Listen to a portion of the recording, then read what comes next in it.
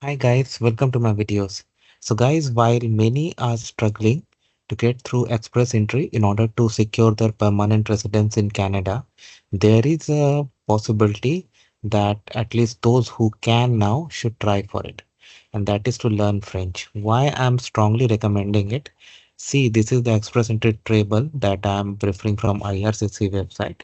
If I just search for this French, okay.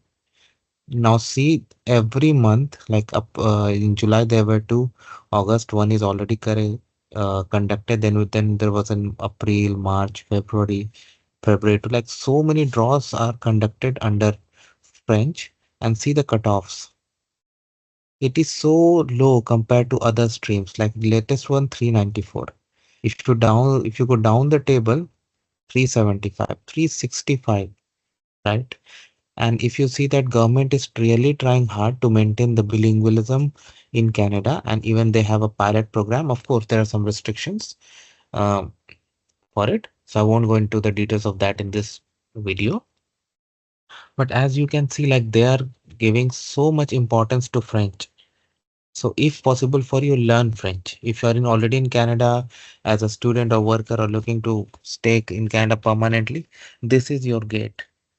Nothing is easy in this world, and if you are already in Canada as a student or worker, you might have done so much hard work already, and I'm not denying that. But at the same time, if you can do this now, you'll have like much better future aspects. That is what I'm saying.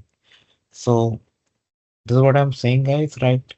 And even if tomorrow I don't think they will withdraw or they will change this French draws soon, but even if they do that, uh, having knowledge of second official language even anytime in the future will increase your employment prospects and also chances of getting PR, because in any case you're going to secure the bonus points, right?